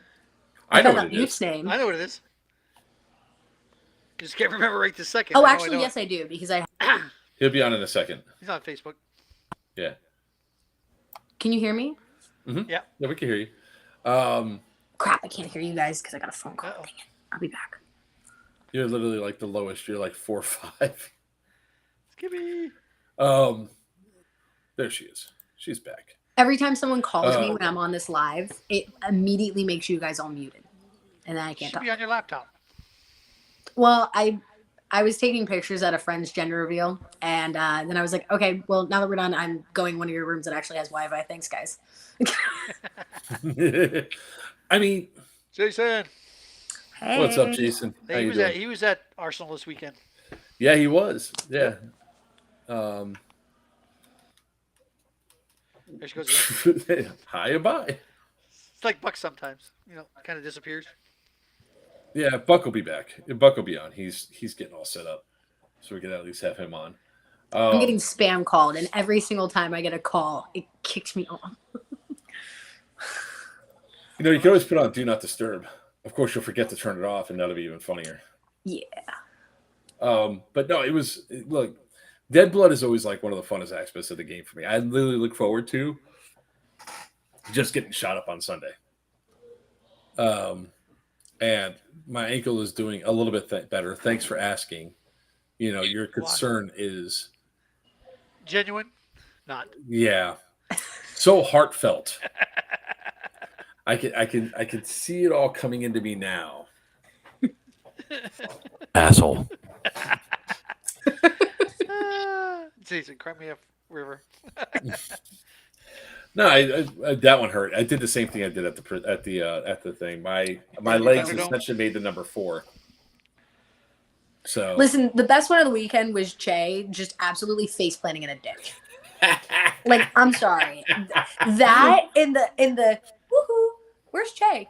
Woohoo, and then it's like yeah, and then Mute being like, it's like, where's Waldo, but where's Che with less defining features? And I was like. Oh, it did. We're not crippling at these comments. I know. My ankle is only about the size of a soft baseball now instead of the softball it was on the way home. And you're sitting there like, oh, I have to stop because my ankle hurts. Bitch, please. Damn well we had to stop because Che also had to go pee, but I needed to stretch that leg.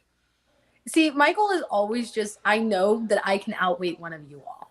Like it's not the fact that I can hold too No. long. I can All wait right, you guys. out. There is a magical thing that this woman can do, right? Besides the fact that she can't burp, What, there's pee out another a car thing window? she can't do. She can forget that she has to go pee. She tells me, "Hey, when we get a chance, I really have to go pee. Can we stop?" So no, you did not outlast me there, bitch. I did it. That's the first time I've ever had to ask you to stop on all our road trips. We are driving, and I was like, "All right, cool.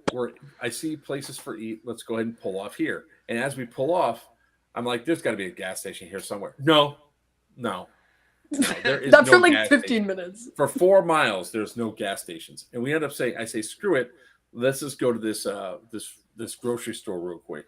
And then we go inside and go to the bathroom, and I'm pulling off, and she's like, and I forgot what triggered it, but she goes, it was like, she goes, "Oh, I just had to wait you out." I was like, "No, I didn't.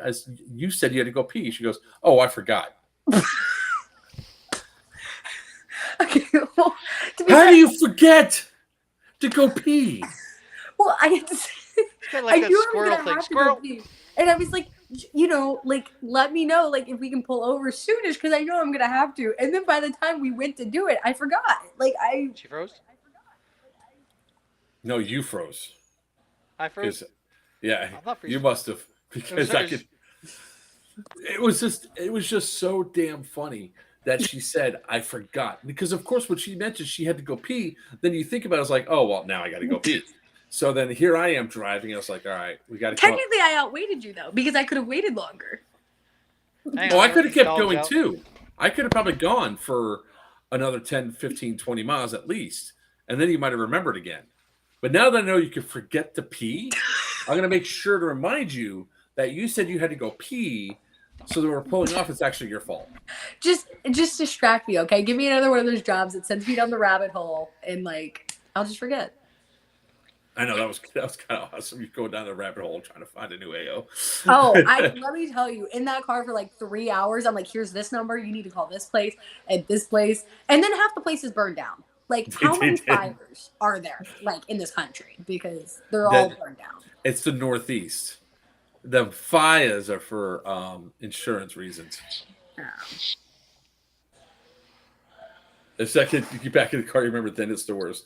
I think there was actually a time where Skittles actually, that she got back in the car and she's like, "Oh shit, I really got to go." But if Mark says, if I tell Mark, he's going to get so pissed off and he will never let me hear the end of it. Yeah, and I just know that I can outlast him. I can. I seriously can. We always pull over. Yeah, because women have water retention. Men don't. Listen, one thing women have going for them. I'll take it. Except women aren't supposed to hold it because that's why you get UTIs. Road trip. What can I say? We didn't have to worry about that though, because Chang decided that he was going to drink a gallon of water and be super freaking hydrated. So we had to stop every hour and a half. Yeah. Yeah, he drank a full gallon. He got one of those full gallons from the gas station and just like. Oh, gas station water. That's even better. Oh, delicious. Yeah. It's even better if it's Aquafina.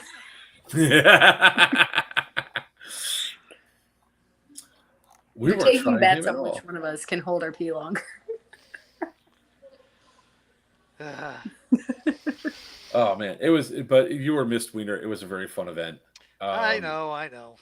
We would have loved to have you there. I will have to say though, having Mute, Tony, and Gio was freaking fun.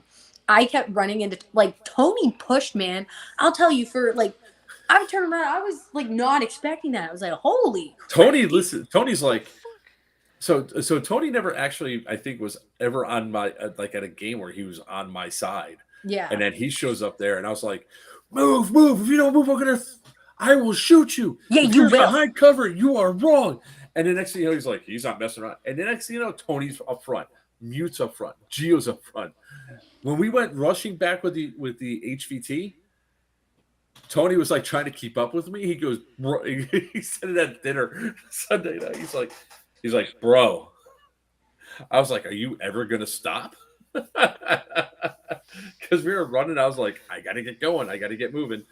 No, but you will shoot people. You have zero. You give zero craps about if somebody's not listening to you. I get shot by him. He goes, "Oh yeah, pop." Emma, move. Yeah, I'm and up she's at not the paying front. I attention. was never lollygagging in the back. I'm like up at the front. She I'm with was like up 4 hiding people. behind cover, and she was not paying attention because she could have murked. She could have murked the guys that were shooting us if you just paid attention and looked at the freaking hand signal. But no. No, because we Pop. just started, and I'm like, yeah. And then he shoots me straight in the leg.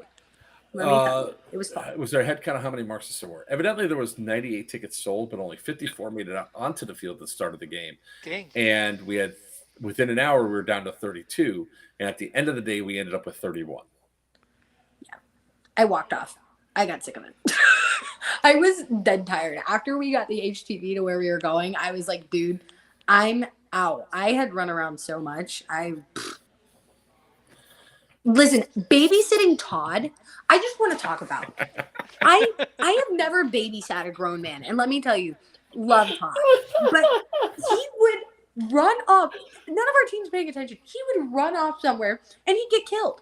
And I look at our team and they're all looking the opposite way. And I'm like, all right, guys, we have one job. Protect Todd. And what are we doing? Shooting some random ass dudes over here. So I would walk over and I would babysit Todd. And I can't tell you how many times, and the only time anyone collected stamps off of him was after I left. Mm-hmm. And I would literally just shoot people running up to him. And I'm like, why is no one watching him? I walked through, I cannot wait for you to pull my footage of me walking through just bushes. There was not a pathway. I just walked through straight brush to get to him.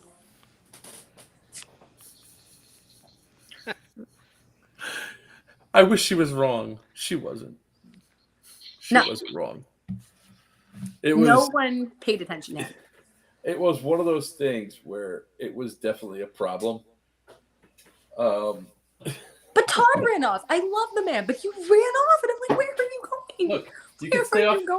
You can stay off the camera.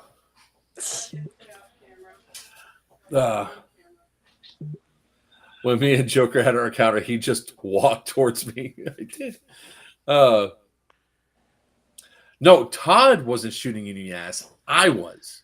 Yeah, I know. Well, maybe Todd was too, but I was definitely the one. No, Todd would never shoot me. You would shoot me. You have zero problem shooting me. But I shoot you at every event we go to, so I guess I can't be too mad. Yeah, Weiner. No, sorry, my dogs are whining to come in the bedroom again. Or I try and duct tape you in a porta potty. Yeah, that didn't work too well last time either. Yeah, I heard that one. I'm actually going to have to go because I need to show my face at a party I'm at. So. All right. Well, we're going to end this up pretty quick then. Thank you, kid. Since Buck didn't make it on yet. Well, he's gonna miss out. So, Padawan would have had a great blast there. What the hell? Come on. All right, guys. Well, I'm gonna let you all go. So, all right, Emma, good seeing you again. Yes, good to see you. Talk to you later. Bye. See ya. Bye. Have fun. See you in 2 weeks. And then there was just the two of us. All right. 2 weeks. Oh, at DVA. BTA. Yeah, we'll go to BTA for the day. Although right. I'll tell you what, man, it's looked like it's going to be hot out there. Oh yeah, I'm sure it is. Well, It's we're in July. that heat wave, and that heat wave's supposed to be coming over towards us. Woo, buddy. Do we get a weather thing on? Oops, what happened here? Oh man, that pen died too. Nope, there it is. It's back. Okay, good. I was gonna look it up. See what we got going on here. Weather. Somebody just hurricane tracker's a new tracker. All right, let's see here. Let's see how far I can go down the road for weather-wise. 10-day forecast. Yeah, that'll be it. 10-day forecast is. Oh, it's gonna cool off. Is it? That Thursday, the temperatures drop down to the 80s. Really? It looks like we got a lot of rain, though. Let me see something here. Let's go to, because we're going to go to BTA, which is Lithia. I think I still have Lithia on here. Nope, I do not. It's on the other coast. Gracie, stop. Go lay down. Let's see here. I'm going to add Lithia to my list. Come on. Search. There we go. Lithia, Florida. The next prison event that we have is going to be in November. But our next event is actually going to be in September at Yellow Dog Village. Yep, right up there in the same area. Well, a little ways away, but same area. Yeah, it's 40 minutes northeast of Pittsburgh, and that's the Yellow Dog incident. Yep. We are working on that rule set to have it finalized by the end of next week at the latest. We're going to have rain. We're gonna have rain. Yeah, well, I see. Only goes to Thursday because that's 10 days away. So that Thursday before we play. So Thursday is supposed to be 92 over on that coast, 87 over here. Let's see here. Am I going to Rev? It's up in the air right now. Not sure yet. What is it, Rev 12? Revelations. Now? Yeah, I know. Yeah, Rev Red 12? 13. 13? Good God. Yeah. Rev 13's at, what's his name's place? Balahack. Balahack, yep. Swamp Snipers Field. Yeah. I'm up in the air about Rev. I'll know more in the next couple of weeks. Preacher's Paul, right? No, that preacher is Mike Patton, one of the okay. twins. Oh, got twins? I didn't know he's twins. Patton's one of our guys, right? Yeah. Nick is Casper. Mike is preacher. Yes, I'll be at Casevac. I'll be at Casevac. I will not be at Casevac. Yep, I'll be at Casevac that week. Z6, Zombie 6 at Balahack. I'm not sure if I'm going to be going to Zombie 6. I really have to look at the schedule. In fact, one of the things I got to work on this week is the team calendar. So we have a list of all the stuff that we're doing because we are doing a lot and it's getting to be rough. I'll tell you what, one of the things I definitely have to get soonish, man, Weiner, is I got to get an RV. I got to talk to Alan. Like, bro. RV, or I need my travel trailer. No, I need an RV. There's something to be said about, when you're driving down the road and you hit that 1:30 in the morning and you're just like, you know what? Just want to pull over somewhere and just pull over, take a quick 3-hour power nap, get back on the road and drive. Oh, you have man. enough people to drive with you to take a nap in the back and then they take a Well, here's the other thing too, right? The only time that we'd ever have to stop is for gas because, the Chase, the chairs in the back. ladder of a 2-year-old, he could go to the bathroom. That's right there. But you have to make him clean out the gray water tank. Yeah, it's not the gray water tank. The I have a septic tank right here. Just dump right in there. Exactly. Go to one of the campsites, hook up, and dump. But yeah, that's definitely what I'm looking forward to. Is we have some cool events coming out. Like this is actually for the Floridians. This is our off season. Yes. June, July, and August is our off season. September, I think there's a couple events in September, but we're definitely doing Yellow Dog. Yep, the weekend after is Irene, and Buck shows up just in time for us to end the stream. So God damn it! There he is. Hello. Hey, Buck. Hey, Buck. How we doing? Ah, that's right. I got his name now. It just hit me when I saw his face because he looks just like his name. Thank you. I don't know if I should be taking that as an insult or a compliment. Actually, no, it's good because it triggered what I couldn't remember earlier because somebody said somebody knew what your real name was. I said, I do. I just can't think of it right now. And then as soon as I saw your face, I go, yeah, that's who he is.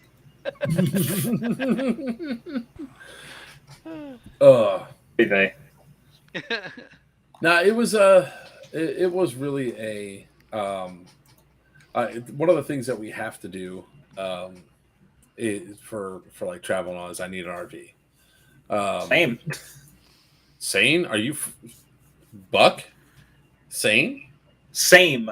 SAME. I need an RV for travel. No, the preacher said the sane person in this stream.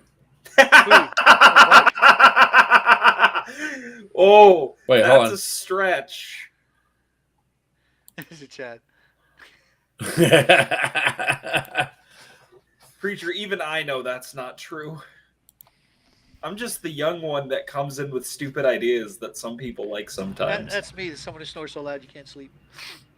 Yeah, see, Weiner and I will not be sharing an RV. He could take his own travel trailer. Now, when he snores, it'd be like one of those cartoons where the walls go out and come back in again, out and in. I just figured the vibration from snoring would eventually just, make it fall apart. Actually, I didn't so much my snoring as I stopped breathing. He needs a CPAP machine. I need to lose the weight, which I'm doing. Little from column A, little from column B. Oh, Buck can. He can. I can have good conversations with people. It doesn't mean I'm right in the head. True too. Same way here. But Bad Blood was awesome. I had a blast. It was very, very I fun. did as well. I'm a little disappointed because most of my footage has a big ass line through it. Oh, breaking camera. Not the camera, the case. The case.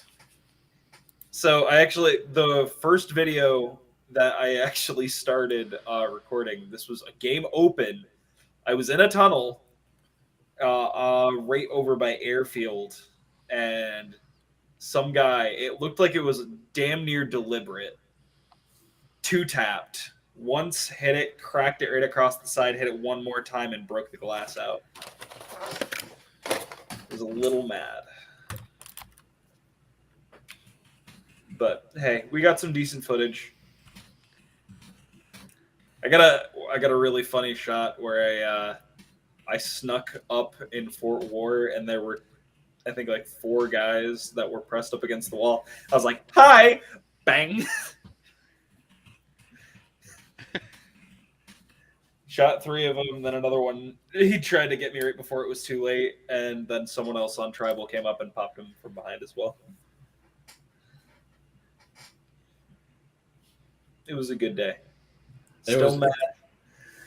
My moment of walking in and taking out Deus Ex's CO was just chef's kiss. Are you playing with your drill pistol right now? No, I was typing. My drill pistol needs to go to the shop.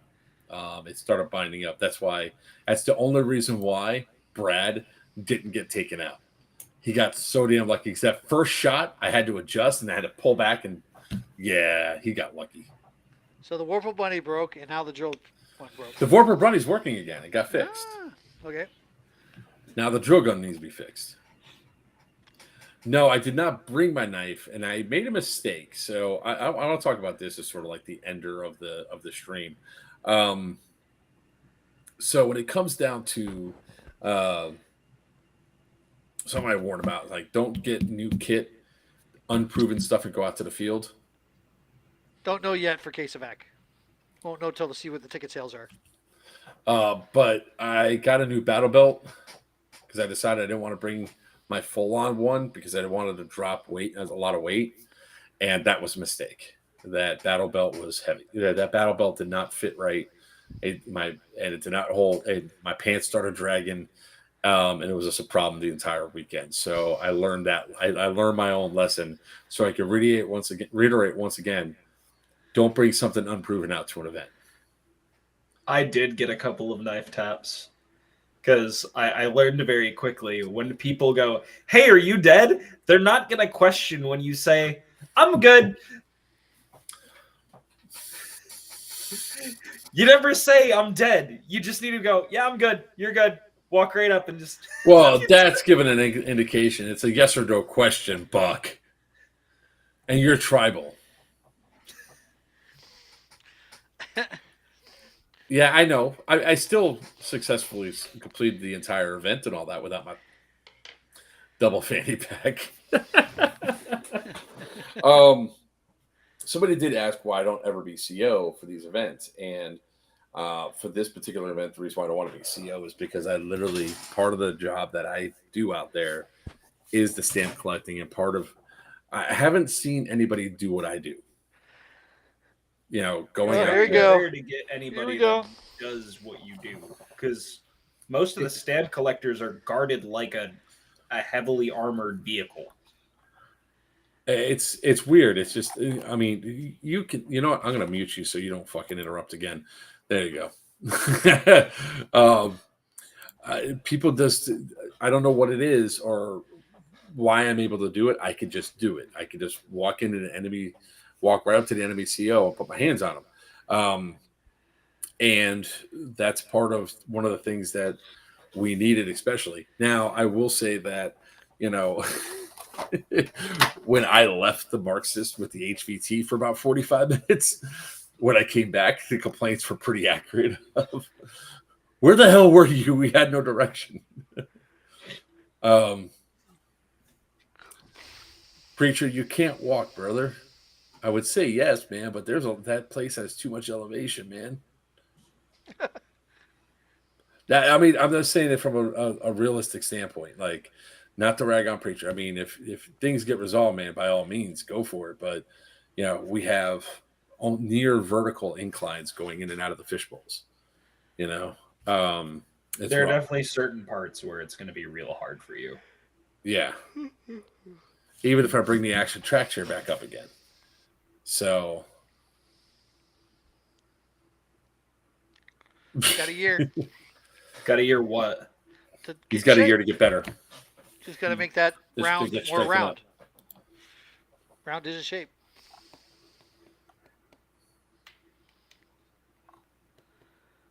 So, I mean, I'm not saying it to be insulting either. Don't take that the wrong way. I'm saying it with all the love and heart in the world. I just don't want, problems. Like, I will say that we stayed together. Our CO stayed out there the entire time, which is awesome. There were several years where the CO just disappeared. Don't know where they are.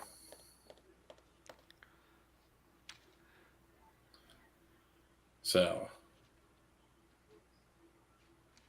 all right. Any other questions? Yep. Any other comments? Watched it from the standpoint. Tipman Town.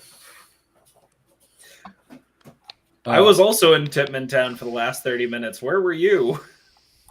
Wait. Brad, were you with... Who was Brad with? What team was Brad with?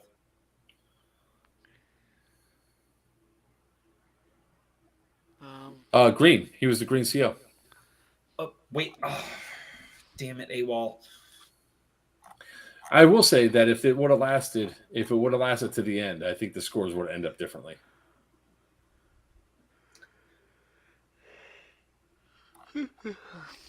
Just saying. Will you stop yawning? Yeah, it's one of those days. It's always one of those days for you. Yep. They painted my the inside walls of the man cave today. Not the color I want yet. That's going to be the last coat. All right. Closer. I think next year for Bad Blood is going to be a really interesting year. I think it's going to be a lot of recovery from just us not having as many people come out this year. And I think there's going to be a lot of rule changes that I think are going to come out of it. And I think there's going to be some really cool things that are going to happen. Did the rain mess that up a lot? The rain Yes. messed it up? Yeah, the rain really scared off, like, I would say at least a quarter, if not over a third of our player base that usually comes out. Wow. Did they do tickets at the door? At the gate? Or do you have to purchase everything online? Online. If I'm not mistaken, we had, just shy of 600 people come out this year, Mark? Something like that, yeah. Yeah, so normally we're supposed to get over 1,000 if we sell out. Because it's 250 per team plus the tribal team, which is usually around 150 players, is the new cap, if I'm not mistaken. I think that cap's only there until the teams balance out, and then they'll increase it, is where I understand. Yeah, so they start off now 150 each team, with tribal starting at 100, and then if they reach the cap, they raise it. What is going on here? Oh, printer's messed up. Damn it. I know, yeah. I'm looking forward to all the videos coming out. There's definitely going to be some really cool ones. I have 126 gigs to go through between both days. I have freaking 120. Actually, The only thing I'm happy about is I came home and I had a roof on. I have about 80 gigs to go through. Roughly. Well, I got Emma's of mine to go through. So that's fun. Yeah. There was, like I said, there was some great moments. She was kicking ass out there. Anytime I saw Tan, she was leading the charge or doing something stupid. Yeah, because I had to have my guy step it up a bit. follow him, because I was like, Che, go, and he just run, which was really funny because one part he just falls right into a ditch. He just is running and goes bunk right down into the water. It was hilarious. I had a real eat shit moment when I was in the tower. Black shirts had just respawned, and then greens came in from the north side. I was on the second floor before it got closed down, and I just fucking ate it. It was bad. I slipped and went ass over tea kettle. Smacked my gun on the ground. I was pissed. All right.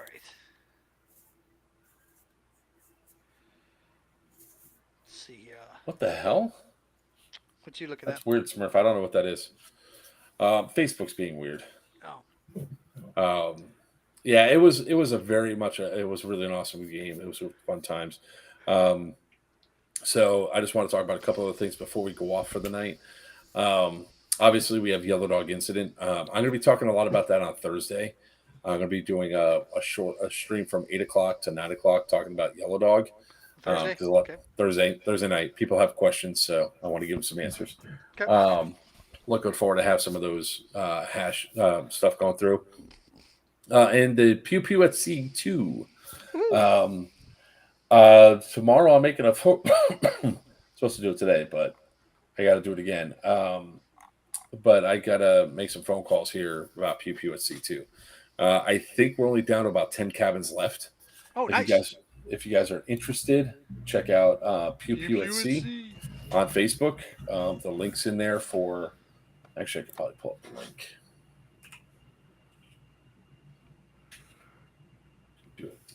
Here's the event page. We're going to be able to keep the original 10 together or 12 together at our table? Yes, that's part of the plan. Gotcha. So, if you guys were not there for the last year, there was only 12 of us, but we had a blast. Awesome. So we're going on the Celebrity Silhouette. This thing has a lawn on the roof. It's freaking awesome. So we can have Mark through it. Break his ankle again up there.